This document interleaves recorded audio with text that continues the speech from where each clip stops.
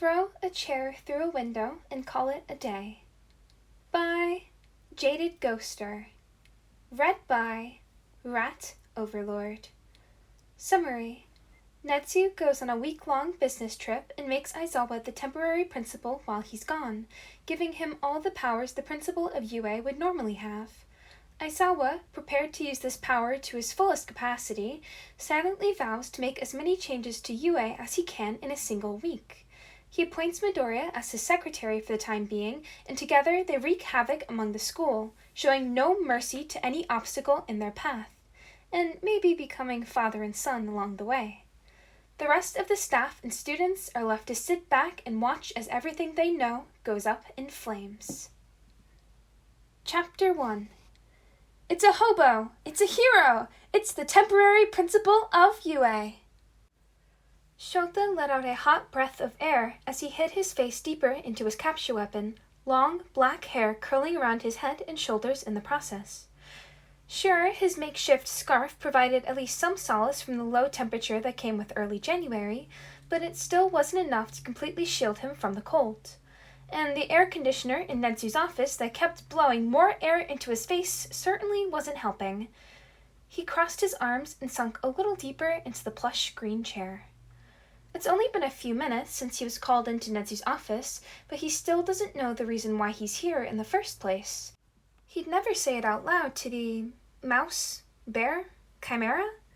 He'd never say it out loud to his boss, but for a genius with a quirk like high specs, he sure made some pretty illogical decisions sometimes.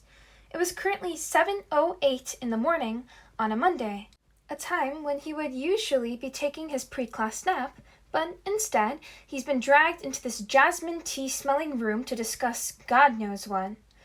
If he doesn't get at least 15 minutes of sleep before having to deal with his hell class, his mood will be even worse than it normally is, forcing everyone around him to deal with the fallout. And Nezu should know better than anyone that a person should never want to be caught in the crossfire between Shota and his sleep-deprived antics. The last time it happened, well, he won't go into too much detail, but let's just say that by 2:45, multiple glass windows had been shattered as a result of a chair barreling through them, and Vlad King ended up needing a few sessions with Hound Dog. Shota was still thinking about the traumatized look on Vlad's face when the clinking sound broke him out of his stupor. A cup of steaming Earl Grey tea was placed in front of him along with a small plate of lavender shortbread cookies. His favorite. So Nezu was taking the bribery route today. Interesting. The underground hero narrowed his eyes as his boss hopped onto his chair, sitting directly across from him behind the desk. His boss took the time to straighten a stack of papers before finally speaking. "Aizawa-kun," Nezu chirped, nodding his head in greeting. Shota grunted in return. "I assume you are wondering why you were called in here today, right before you could take your morning nap." Oh, so he was aware of the risk he was taking. Good to know. Shota gave another grunt. "I suppose I've already wasted quite enough of your time, so I'll just get straight to the point. The Hero Commission called me yesterday afternoon, organizing a meeting with me tomorrow to discuss the funding and budget of UA with all of its donors and alumni. Unfortunately, this event will be held in an off-site location outside of Mustafu, thereby requiring me to take an untimely business trip. Normally, this wouldn't be a cause for concern, but in this case, the event is a week-long matter due to a particularly stubborn hero, and I won't be able to look after UA until my return next Monday. Therefore..." Nezu trailed off, unsaid words still floating in the cold air around them, but Shota didn't care. He didn't need to hear the rest of the Chimera sentence to know exactly what he was implying, and that he sure as hell didn't like it. "No," Shota stated, not bothering with an explanation, because Nezu sure as hell didn't need one to understand either. "I truly do apologize for the inconvenience that this may cause for you and your students, but I really have run out of all other options," the rat stated, not looking apologetic in the slightest. "None of the other staff members would be fit for the role of the temporary principal besides you, Aizawa-kun." No way. No way in hell was he going to take over this job, even if it was just for a week. He's seen his boss on multiple occasions, typing at the speed of light on his computer, as well as signing hundreds of forms and letters in a single day. There was no possible way for Aizawa to handle that workload on top of his own lesson plans, teaching, and patrols. Are you absolutely sure about that? Shota pressed in a slightly pleading voice. What about Mike? He would throw far too many parties and never would get anything done. Midnight? There would be too many sexual harassment lawsuits. Fair enough. He still doesn't know why she's allowed to be around teenagers. What? No, not him. Shota scowled. He would rather give up all of his naps than live to see the day where Sekaijiro-kan, of all people, became his superior. Snipe! The erasure hero was leaning forward, eyebrows furrowing as his hands gripped the arms of his chair so tight that his knuckles turned white. To anyone who paid close enough attention to the details, it wasn't hard to sense the man's desperation for a way out. Unfortunately for him, the only one in this room who fit that description was Nezu, a well-known sadist that made Shota seem like some sort of merciful Holy Spirit in comparison. Not emotionally available at the moment, as he is currently battling his romantic feelings for Kayama-san. Shota shot back down. For the love of God. As you can see, me appointing you as principal is the only logical decision available, Nezu said, eyes gleaming with ruthless satisfaction at the hero's suffering. Logical? Shota mentally sneered. How dare he throw his own words back at him? And that's not even the worst part. No, the worst part out of all of this was that Nezu was completely and utterly right. He always was. And that's what Shota hates most about him. It's just, Shota sighed, pinching the bridge of his nose. You've seen what happens when I miss a single nap. Do you really want to see what I'm like when I cut out over 3 more hours? Yue will feel his wrath and burn to the ground. That's what'll happen. No, I do not. And we don't have to. With that, Nezu lifted a single piece of paper with his paws and slid it over the desk to Aizawa, whose eyes scanned over the contents of the page. This would be your new schedule for this week, should you take my offer. Some things may stay the same, but it's mostly a complete reorganization. You won't take this job because it would be too much to juggle on top of your hero patrols and teaching. His quirk is high specs, not psychic. How does he always manage to know what people are thinking? It aggravated the underground hero to no end. But things can be arranged to lighten the load. Class 2A's heroics class could be merged with Class 2B's, much like a joint training session you guys had last year, except for an entire week. Therefore, you would only need to manage your class during homeroom, and lesson plans and assignment grading would be left to someone else. Who? Aizawa dared to ask. Nezu's face broke out into a sinister smile that screamed tales of agony and pain.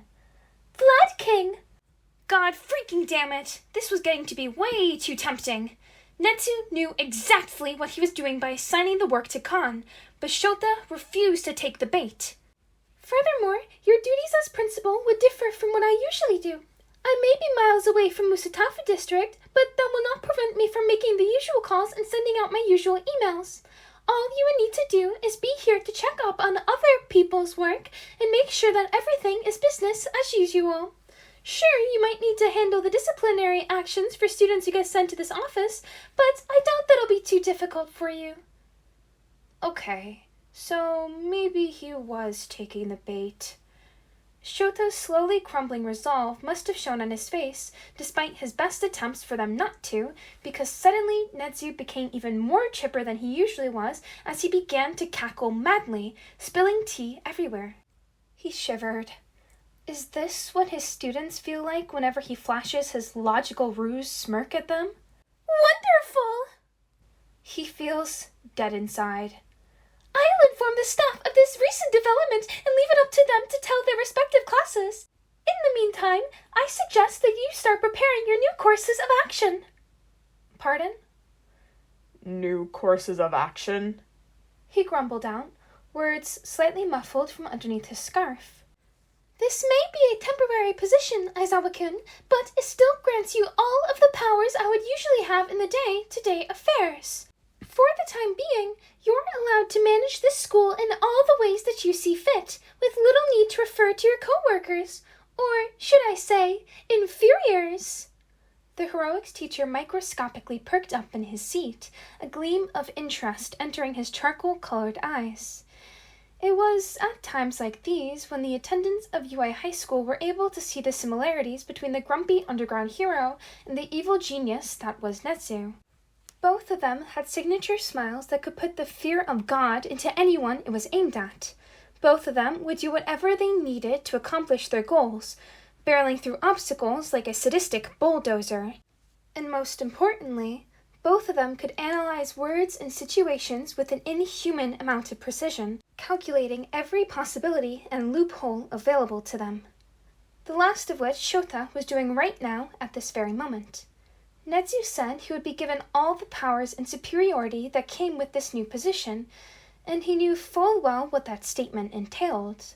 Question is, how far did Nezu expect him to take that power?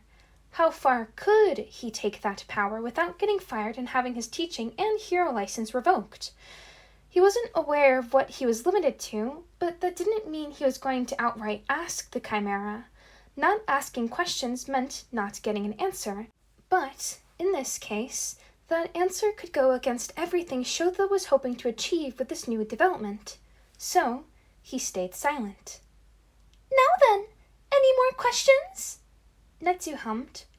Yes, actually, I have 3. Nezu nodded his head, signaling him to proceed. First off, when exactly are you leaving for your trip? Nezu checked his pocket watch. In exactly 16 minutes, 46 seconds, and 13 milliseconds, a car will arrive at the gates of UA to take me to the airport. Nezu held out his hand and gestured to the opposite side of the room where a single miniature suitcase rested against the door. As you can see, I'm already packed.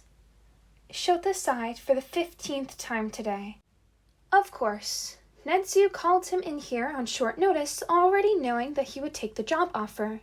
He chose to push down his irritation with his boss and continue. Second, is it too late to go back to sleep? Yes! Well, at least that's out of the way. Shota paused before asking his next question. Depending on the rat's answer, this week could either be a lot easier or a lot harder. My hypothetical new courses of action would require a lot more time and effort than usual, but I'd like to get them done as quickly and efficiently as possible. Therefore, I'm thinking of taking someone on as a secretary of sorts to help out. God, he hopes this isn't the biggest mistake of his life. I'm assuming it didn't take you any longer than 2 minutes to arrange my new schedule. Would you be able to do the same for a student? Nezu grinned, baring his sharp teeth, and hovered his pen over a new blank sheet of paper. All I need is a name. Yeah, this was definitely the biggest mistake of his life. From the moment Isuku stepped into class, he knew something was wrong, but he seemed to be the only one that had noticed it. He can't exactly blame the others, though. To the untrained eye, it looked completely normal. Ida was reprimanding his classmates, as usual, chopping his hands up and down in frustration as they refused to get into their seats. Ashido, Sero, and Kaminari were throwing Vine references back at each other, pointedly ignoring Ida. Hagakure, Tsu, after much insistence he finally calls her that, and Uraraka were busy discussing the latest chapter of some shoujo manga. And Kirishima was retelling a manly story to Kacchan with tears pouring down his cheeks as the explosive boy's hands sparked in anger. Like he said, completely normal. But there was something off in the atmosphere of this room that he couldn't quite place his finger on. Isuku quickly made his way over to his chair, politely asking Mineta to not sit on his desk as he had been doing recently. He didn't want to be rude, he really didn't, but he'd rather shut it down now instead of seeing it become a habit. Before sitting down, the strange feeling still hadn't gone away. He'd taken a head count, and everyone was present in class today, so it couldn't be any of them. Did they have a test today in English? Or was that next week? Was there homework he didn't know about? Oh God, he picked the wrong time to lose his planner. Usually he had no trouble remembering things, but this morning had him feeling all paranoid. Are the legs on his chair uneven? Is the temperature slightly colder than yesterday? God fucking damn it! Shut the hell up, Deku! Isugu flinched, silently apologizing to the blonde before sinking deeper into his seat. Kacchan certainly had gotten a lot calmer compared to middle school and their first year at UA, but old habits die hard. Or, in this case, old habits die after Kacchan beats them to death with a stick slowly and painfully. His short-tempered classmate still couldn't stand the sound of his endless string of mutterings, or his obsessive note-taking in his hero analysis notebooks, or his face. He basically couldn't stand the concept of Isugu in general. Midoriya, A low voice said, and he perked up in his seat to face the culprit. you seem to be quite fidgety today. Is something amiss with your spiritual aura?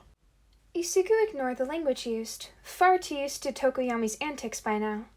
The green-haired teen gave a wobbly smile and sheepishly rubbed the back of his neck, embarrassed to know that someone had noticed his odd behavior. Sorry about that, Tokoyami. Just one of those days, you know? For all Isugu knew, that could have been the truth. But even if it wasn't, he didn't want to make his friends worry by sharing his own unreasonable concerns. Thanks for asking, though. Tokoyami nodded, but still seemed unsatisfied with his answer. The silent consideration in his classmate's eyes seemed familiar, though. In fact, it reminded him a lot of Mr. Aizawa. Oh. Isugu whipped back to face the front of the classroom, eyes scanning furiously over every little detail because this had to be it. This had to be what was bothering him all morning. He knew Kacchan was giving him the side-eye, but Isugu couldn't seem to care right now. He had far more important things to do than worry about whatever was bothering him right now. Finally, his searching stopped as his gaze rested on his dry-eyed teacher, who was currently standing leaning against his podium and waiting for class to start, instead of in his signature yellow sleeping bag. For any other teacher, this would be considered normal, more than normal, but this isn't just any teacher. This is Aizawa-sensei, the man who cherishes peace and quiet above all else, perhaps even his own life, and second only to cats. Aizawa-sensei wouldn't dare not take advantage of spare time to get a quick nap in. After all, that's what he does every day. The one time he hadn't taken his morning nap was during their first year, the 22nd of April, to be specific. The only reason Isugu even remembers the exact date is that he'd written down all of the events that had transpired that day in hopes that it would never happen again.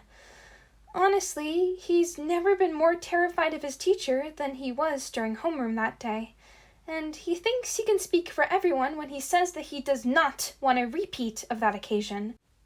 But just because he doesn't want it doesn't mean it's not going to happen. Is this innocent Monday morning going to be as disastrous as the last one was? Should he start running to Nezu's office and call another window repairman? Or should he just head back home and pray that Aizawa-sensei's wrath is limited to a single building and not the entire district of Musutafu? Before Isugu could dwell on it any further, the school bell rings and his classmates scatter into their seats. The ninth user of One for All made a silent prayer to whatever god was listening and waited for all hell to break loose. Class, His grumpy teacher began. Today's lesson will be a little different. Oh God, oh my God, oh my God, oh my God, he knew it! He has to warn the others, but how? Should he pass around a note, or would that be too obvious? Maybe he should try and send out some Morse code and pray that they know SOSs? And that's because I won't be the one teaching it. Come again? He saw his classmates looking confused at that statement, and he couldn't help but relate.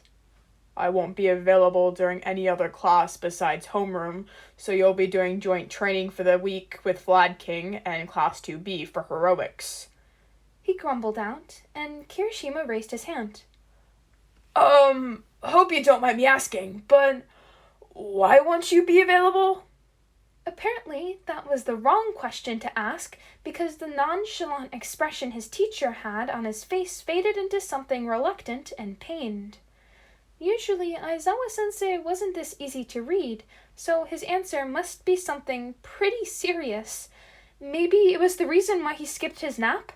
Isuku placed his hand on his chin, a habit he developed whenever he was deep in thought. I suppose it's better you ask now rather than find out later. What did that mean?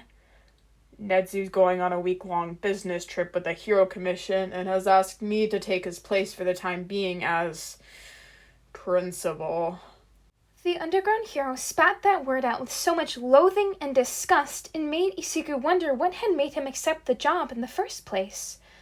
However, this is Nezu that had asked him to be principal, and it was foolish to think that there was ever an option besides yes. So I won't have time to teach you guys at the same time. In the middle of his mental rant, it finally occurred to Isuku. Aizawa-sensei was going to be principal. Principal! He saw Ashiro and Kaminari's eyes widen in fear, and he had to agree. God have mercy on the poor soul that gets sent to his office. Oh, and that reminds me. Isuku snapped out of it and looked back at the teacher, who just so happened to be staring directly at him. The green-haired child flinched. Oh no, why was he looking at him? Oh God, had he said the mercy part out loud? Is he going to be sent to his office now? He whipped his head around in every direction, trying to determine by his classmates' expressions if they had heard him. Midoriya, you're also excused from every other class besides homeroom. Huh? Lucky bastard! Mina, what? So manly! I knew the aura was off. Isuku froze, his brain short-circuiting just like Kaminari's when he reached his voltage limit.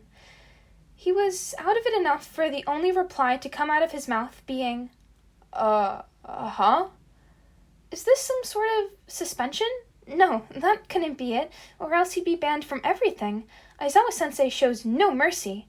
So what exactly was he being punished for? Nezu and I have decided that as long as I'm principal, there needs to be someone who can keep pace and document everything that happens down. We have agreed that someone is now you.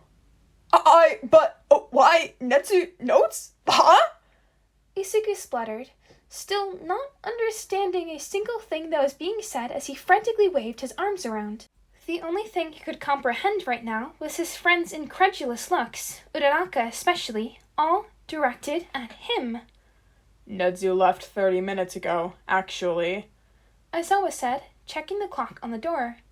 And we need to get started right away, so I'd appreciate it if you could get a move on. Like hell? Why was he of all people chosen? Sure, he takes a lot of notes, quite obsessively according to Uraraka, but quantity doesn't mean quality. Ida would be much better for the job. Momo, too. They were some of the top students, after all. And besides, his notes are limited to schoolwork and hero analysis, not whatever this is. How could they possibly expect him to do a good job on this when he has no experience in this topic? While Isuku was muttering, he didn't notice the gray capture weapon shooting towards him and curling around his torso, effectively picking him up out of his seat. He also didn't notice said capture weapon floating him out the doorway and down the hall with Aizawa-sensei leading the way. He only became aware of his surroundings when he heard the sound of the door shutting behind him and his feet making firm contact with the ground again. He looked up to see Aizawa-sensei staring down at him, hand outstretched towards him holding a fresh notebook and a brand new mechanical pencil, the kind of pencil you would stare at in the store but never be allowed to buy because, despite its good quality, the packaging was just too expensive for your shopping budget. Isuku stared at the items before reluctantly taking them and sighed. Why couldn't his teacher just throw a chair through a window and call it a day? Shota watched as his student took the items, seemingly resigned to his fate, and he accepted it a hell of a lot faster than the underground hero thought he would. Not that he was really complaining, though. It would have been plenty inconvenient if Midoriya had refused the position. Not that he really had a choice in the matter, but arguing back and forth about something that could only end one way would be a waste of even more time. Simply put, it was illogical. So... Midoriya's eyes snapped back up to look at him. Good. He's already attentive. I said you would be documenting everything that happens while I'm principal, but that's pretty vague, all things considered, and I imagine you want a more detailed description of what your job this week is going to be. Midoriya nodded so fast it seemed that his head would fly off. Shota delved into an explanation. Nezu has stated that although this position is temporary, I will be given all the powers he would have on a regular basis. Therefore, any changes I wanted to make with this school that I couldn't accomplish as a teacher is now available to me. You're not going to expel any students from other classes, right? If Shota was that emotionally stable, he might have laughed at the pure seriousness in Midoriya's voice as he asked the question. But laughing would be as good as a no, and he's not sure it's a no. It most likely won't be necessary. They both knew that wasn't an actual answer, but neither chose to acknowledge it. A smart move on his student's part. Then what changes are you going to make? Shota gave a sadistic smile and immediately noticed how the curiosity pooling in Midoriya's green eyes quickly contorted into fearful anxiety of what was to come. The gruff teacher couldn't really blame him. That's where you come in. Even more anxiety. I already have a few ideas in mind about what's wrong with Yue, but I'm about 80% sure that you do too. The green-haired child began waving his arms around, attempting to cover his face like Shota and the rest of the class had seen him do so many times before. It's a common occurrence to see Midoriya panicked about something. What do you mean? The kid yelled out, way too loud for this time of day and making Shota cringe from the noise. There's nothing wrong with UA at all. It's amazing here. All Might is a teacher and an alumni here. UA was ranked #1 hero school in Japan in every ranking magazine and website, as well as best business course, support course, general education course, best cafeteria menu, best... Shota held up a hand, effectively silencing the chatterbox from spiraling into another round. Yes, I'm aware of the rankings that UA has, but there are many factors pointing to the magazines being biased. Do you think any tabloid company would risk their reputation by stating that UA, the alma mater of the symbol of peace, is only second best? Well, Midoriya looked down, deep in thought. Another good trait. He's taking this seriously. Exactly. And while UA is no doubt worthy of its prestigious title, there are still many things that can be improved. Don't you think that saying UA isn't at its current best will lead to the school receiving public backlash? Midoriya asked, concern clouding his features and bleeding into his voice. It's a possibility, but I sincerely doubt it. By acknowledging this school's flaws, we're showing that we're open to change. Shota assured him. Change. His student muttered. The underground hero gave him a weird look. Midoriya didn't sound thoughtful when he said that, but rather a bit dreamy, if that's the right word. And Shota wondered what kind of experience the kid must have had to say it with that kind of emotion. Midoriya quickly schooled his expression before continuing. So I write down changes that the school can make? Absolutely no limits. Once again, Shota gave him a weird look, but nodded nonetheless. Unfortunately, being principal doesn't automatically make me omnipotent, so I'll still have to discuss these decisions with the staff and school board. It is during those meetings that your note-taking will come in handy. Midoriya nodded, determination shining in his eyes. Much like a court clerk, you'll be taking record of everything everyone says, as well as any other observations you notice about their behavior. It may seem excessive, but documenting their dialogue and reactions can help us see who agrees and disagrees, as well as give us clues as to why they feel that way. After that, we can decide the best courses of action to change their minds or change the decisions in general to make a compromise of sorts. This will prevent any sort of hypothetical backlash or outrage that'll arise within the hero community. The bush-hair student finished, caught up in his own mind and oblivious to the sleepy man in front of him. Against his will, a steady stream of pride flowed into Shota's chest for his student. He knew Midoriya's analytical abilities were exceptional for his age group. They had to be, judging by his rapid note-taking in almost every single class. But this... It made him wonder why the kid didn't show this side of himself in heroics training. It was obvious to Shota that Midoriya was still trying to replicate All Might's fighting style, but in reality, they were nothing alike. Of course, on the outside, they seemed like carbon copies of each other. They both had the same unwavering heroic spirit, they both had smiles like the sun even during the hardest of times, and they both had no sense of self-preservation.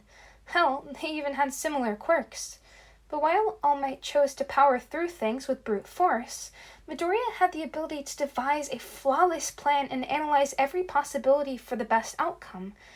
He just wished he would use that ability. Maybe this whole secretary thing would help him realize that. Precisely. The teacher said instead. Now, once the job starts, we won't have another break for a long time. So, is there anything you need to have with you before we get started? Yeah, I'll take my payment in the form of packs of fancy mechanical pencils. Midoriya started, causing his teacher to quirk an eyebrow in amusement. I'm also going to need, 4 more notebooks. Aizawa grinned sadistically, and for a second, the twitch of Midoriya's lips suggested that he wanted to too. Interesting. This is going to be one hell of a week. I'm so excited to get to podfic this. What a great story, man. But anyways, if you enjoyed, feel free to leave a like or comment down below, because I always love hearing from you guys. And be sure to subscribe so you can stay up to date with whenever I post. And as always, here's your little daily reminder to hydrate, not dihydrate, and also to love yourself, y'all.